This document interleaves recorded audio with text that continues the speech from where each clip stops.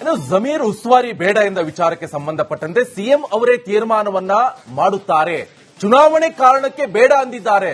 ಗೃಹ ಸಚಿವ ಪ್ರಿಯಾಂಕ್ ಖರ್ಗೆ ಹೇಳಿಕೆ ಧ್ವಜಾರೋಹಣ ವಿಚಾರ ಪತ್ರದಲ್ಲಿ ಇಲ್ಲ. ವಿಧಾನಸೌಧದಲ್ಲಿ ಪ್ರಿಯಾಂಕ್ ಖರ್ಗೆ ಅವರ ರಿಯಾಕ್ಷನ್ ಇದೆ.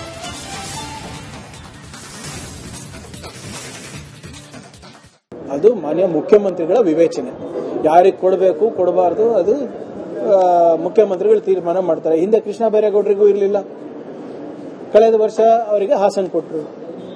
ಸೊ ಅದರಲ್ಲಿ ಏನು ಇದೆ, ನಮ್ದು ಎಷ್ಟು ಜಿಲ್ಲೆಗಳಿದೆ ಅಷ್ಟೇ ಕೊಡೋಕ್ಕಾಗ್ತದಲ್ಲ, ಹೆಚ್ಚು ಕೊಡೋಕ್ಕಾಗಲ್ಲ, ಕಮ್ಮಿನೂ ಕೊಡೋಕ್ಕಾಗಲ್ಲ. ಆಮೇಲೆ ಎಲ್ಲರದ್ದು ಜವಾಬ್ದಾರಿ ಏನ್ ಇರಬೇಕು ಅದು ಪಕ್ಷದ ವರಿಷ್ಠ ಮುಖ್ಯಮಂತ್ರಿಗಳು ತೀರ್ಮಾನ ಮಾಡ್ತಾರೆ.